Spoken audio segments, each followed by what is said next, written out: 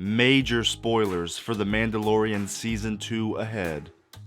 So today, I want to discuss a highly debated topic: fan service. Yes, that nasty thing. Those two deadly words that can bring millions of nerds to their knees, either in a good way or a bad way. People either seem to love fan service or hate it. It can be used to enhance a story or character, or used to completely destroy something good. It is a weapon to either create or destroy, and nobody can really agree on it. So, what do I think about fan service? On most occasions, I do not like it. I am not a fan. There is nothing worse than when I am watching a movie or television show, and out of nowhere, they show something familiar or do something completely out of the blue just to make the audience happy. A character or moment used purely to elicit an uncontrollable emotional reaction from the person watching. I think it's easy and lazy writing, and I usually hate it. But not today. Today, I want to talk about Luke Skywalker's appearance in The Mandalorian Season 2, and why I believe this is actually good fan service. I want to discuss why I think this scene works. And please, if you disagree or think I'm crazy, just hear me out. Now, I'm not just gonna say this scene was really cool and awesome, so that's why it's good fan service. No. I'm going to break down this scene in the context of how it was used, and compare it to another scene that tried to do something familiar but failed, resulting in bad fan service. I've seen how you can do it right, because I have seen on multiple occasions someone do it wrong. And hey, always remember that movies or television shows doing something right or wrong with their characters is all subjective. All art is subjective. This is just my opinion, and you might feel differently. That's okay. But along with my feelings, I believe that I can bring some facts to back up why I'm saying these things. So, with all of that out of the way, let's get into this. First, let's look at the famous A-Force scene from Avengers Endgame and what I think it did wrong. Let's set the scene. After Earth's army is outmatched and on its heels, Captain Marvel single-handedly destroys Thanos' ship and enters the battle. The tides have suddenly shifted, and now she needs to transfer Tony Stark's nanogauntlet across the battlefield to Ant-Man's quantum tunnel.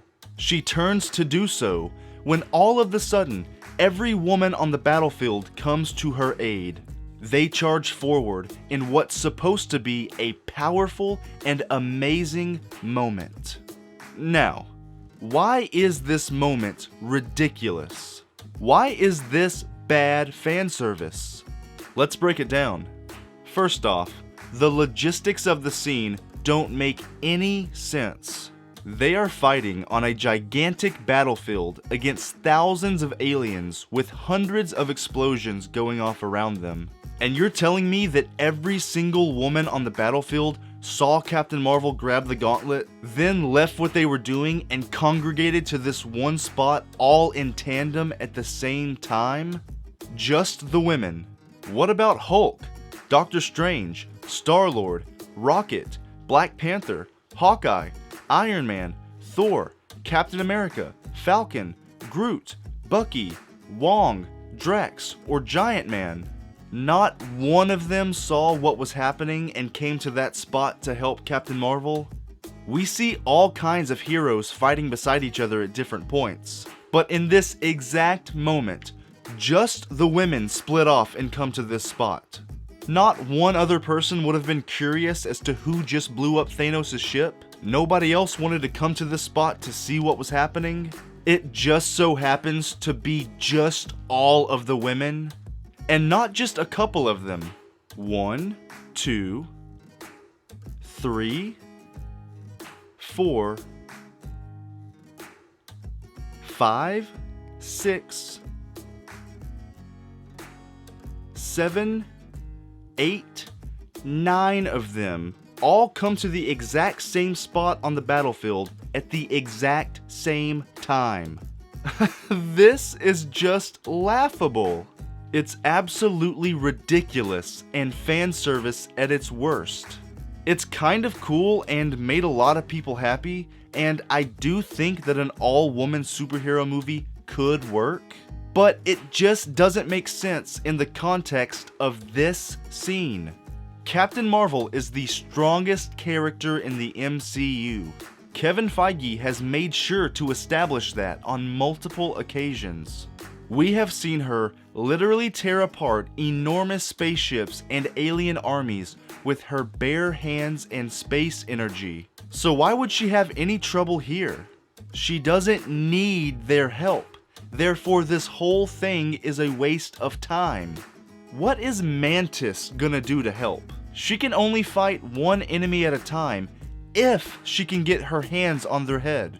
Okoye is just a human with a spear. Shuri has blasters on her hands that couldn't even take down Killmonger. Nebula and Gamora are just really strong. Most of these characters are ants compared to Captain Marvel, so this scene has no weight to it. Do you really expect the audience to believe that she needed all of these women to show up to protect her? It's not triumphant, it's not powerful, and it doesn't make any sense. It is the perfect example of filmmakers putting in a scene just to make certain people happy, no matter the cost. No matter how much it breaks the scene. They have never met each other, they have no previous connection to Captain Marvel, and other than maybe Valkyrie and Scarlet Witch, they are all weaker than her and don't really help much. This would have worked so much better if Hawkeye or Steve were carrying the gauntlet. They cannot take on hundreds of aliens at once, so the assistance would have been needed and believable in the moment. It still would have been ridiculous that just the women show up, but it at least would have been slightly better. But as it is, it makes no real sense, and it totally takes the viewer out of the moment.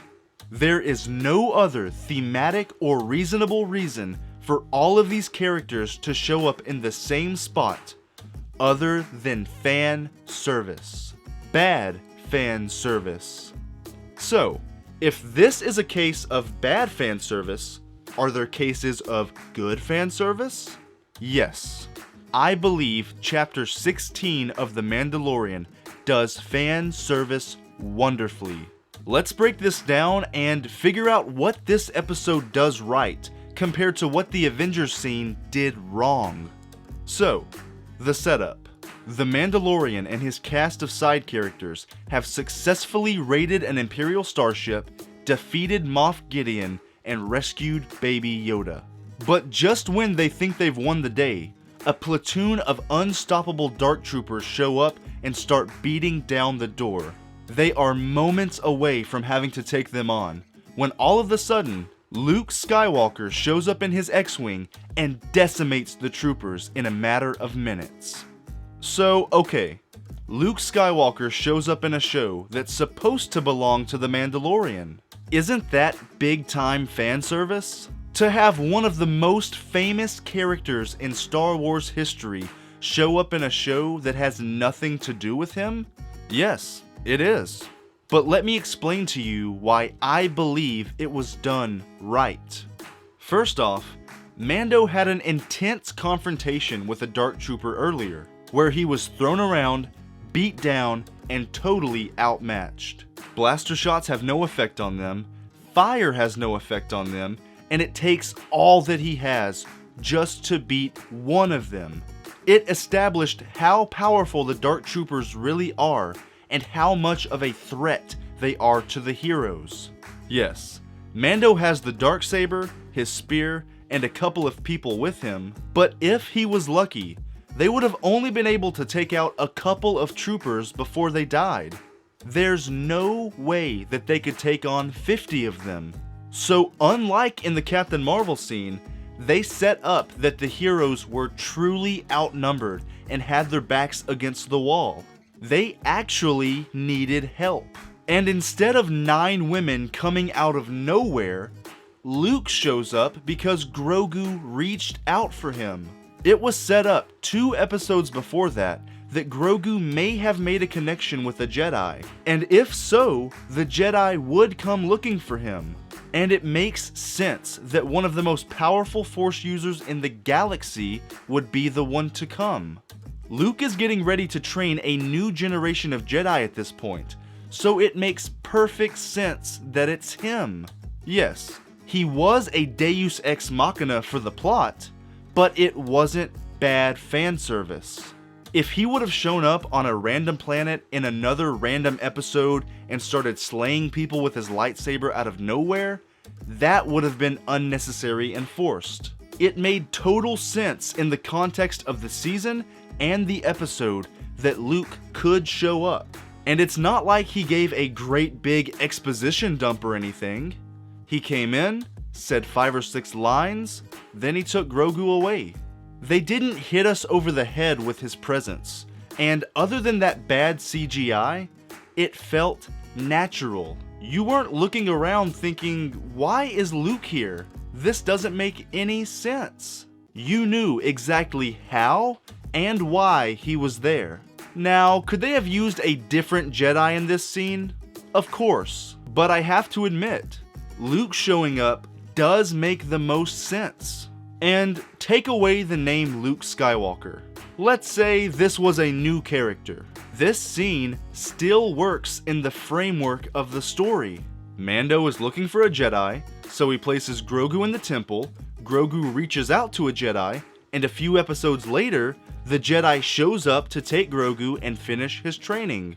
Yes, the story still works without Luke, but making it Luke makes the most sense and naturally gives the fans something to be excited about.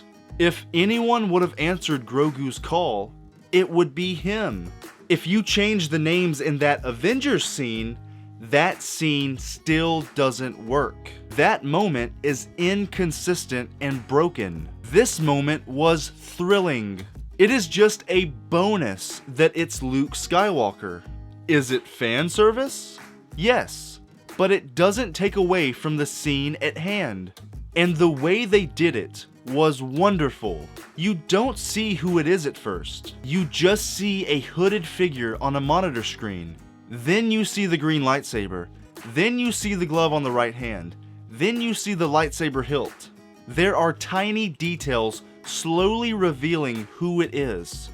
It's not like the classic Star Wars theme was playing loudly as it clearly showed Luke's face in slow motion, destroying Dark Troopers as he winked into the camera. He didn't say a cheesy one-liner, and they didn't use him too much. And come on, ever since the new trilogy was announced, we all wanted to see a fully trained Master Jedi Luke Skywalker, and we didn't get that. So they are finally giving that to us now. Luke Skywalker, with today's technology and fight choreography, is fabulous and long overdue. Why is anyone angry that we got to see Luke Skywalker kick major ass? It's something that people have been waiting for years. We've seen Captain Marvel, Gamora, Mantis, Nebula, Valkyrie, Okoye, and Shuri in action before. We have seen them with today's effects, so it was nothing new. It wasn't spectacular. They just wanted us to be happy because we got to see all of them standing next to each other. We actually saw something new in this scene. We saw something that actually adds to Luke's character. And when he took off his hood and started talking, he still didn't overshadow Mando, because he and Grogu still got that beautiful moment to say goodbye. The episode was still his. The show was still his.